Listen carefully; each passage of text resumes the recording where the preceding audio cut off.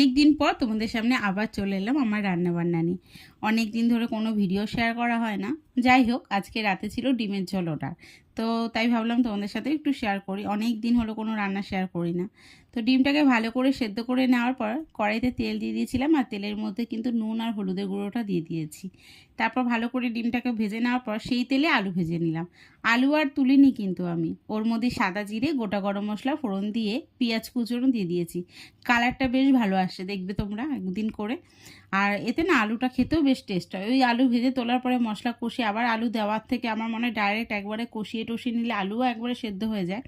আর তার মধ্যে একটু দিয়ে দিলাম টমেটো কুচানো, আর একটা পেস্ট তৈরি করেছিলাম, যে পেস্টের ছিল হচ্ছে আদা, রসুন, কাঁচা লঙ্কা, পেঁয়াজ আর টমেটো।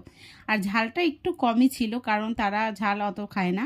আর তার মধ্যে ছিল একটু সামান্য হলুদের গুঁড়ো আর জিরের গুঁড়ো দিয়ে ভালো করে কষিয়ে নিয়েছি। আর একদিকে দেখো গরম জলও বসিয়ে দিয়েছি। গরম জল রান্নায় দিলে বেশ ভালো লাগে খেতে কিন্তু। আর দেখো অনেকটা পরিমাণের মতন মটরশুঁটিও দিয়ে দিয়েছিলাম।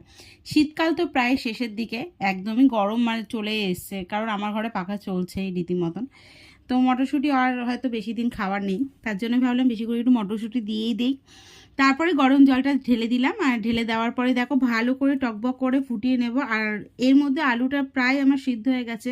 তোমরা দেখলে যে আমি কত বড় বড় করে আলুটা কেটেছি, বেশ ভালো লাগে ডিমের ঝোলে একটু বড় বড় আলু।